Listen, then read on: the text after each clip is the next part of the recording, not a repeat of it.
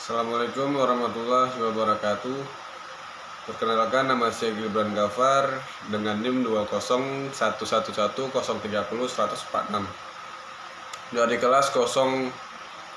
kelas MOBA 02. Nah, di sini sedikit ringkasan dari saya. Jadi untuk pengenalan terhadap apa itu arkeologi maritim underwater untuk budaya bahari Nusantara Kue.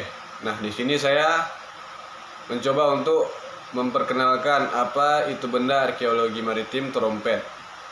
Jadi di sini sedikit di definisi aja atau apa yang udah pernah kita lakukan. Juga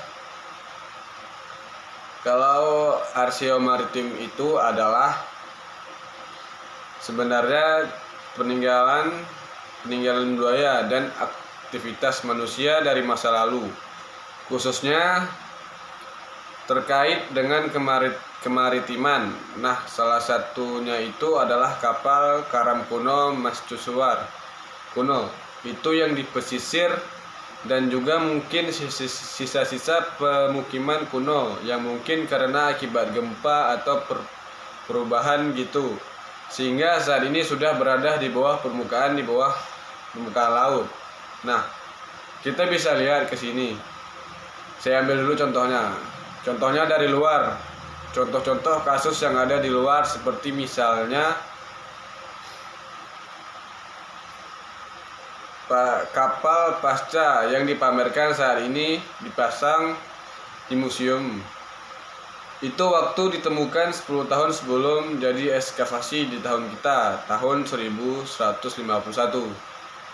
Nah, itu setelah dilakukan riset-riset yang terkait dengan arkeologi maritim, mulai dari mungkin dengan mempergunakan, tetapi pada saat itu mungkin belum ada alat yang driving gitu, lakukan rekonstruksi 10 tahun kemudian setelah teknologi berkembang. Nah, bukanlah pengangkatan ekskavasi, badan kapalnya diangkat sekitar mungkin 61, sudah mulai menjadi suara satu ikon untuk wisata dari bahari. Nah, saat itu sekalian dimanfaatkan untuk rekonstruksi budaya-budaya yang kita bisa lihat adalah salah satu jenis bentuk dari kapal dari Skandinavia. Seperti ini gitu.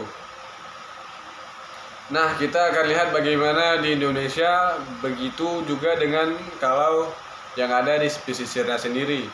Saya memberikan contoh di sini, walaupun ini bukan tinggal ke bawah lautnya, tapi ini data-data seperti yang di pesisir, seperti mercusuar kuno. Gitu.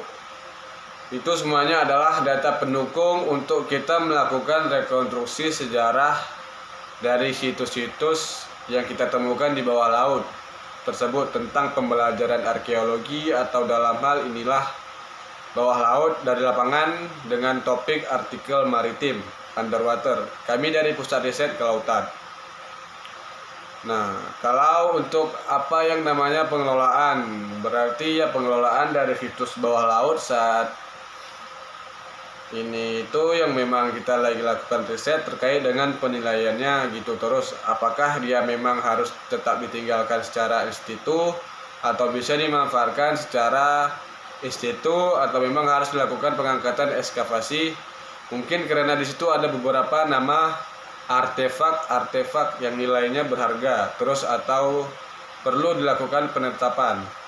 Nah, saat ini kalau kita sudah ada, kalau saat ini kita sudah ada dari Permen nomor 17 tahun 2008 ya, terdekat dengan penetapan kawasan konservasi maritim untuk perlindungan dari situs arkeologi bawah laut atau situs kapal-kapal tenggelam yang bernilai sejarahnya. Nah, tapi kita lakukan juru penilaian yang memang diketuai standarnya untuk di KKM begitu yang sudah dilakukan.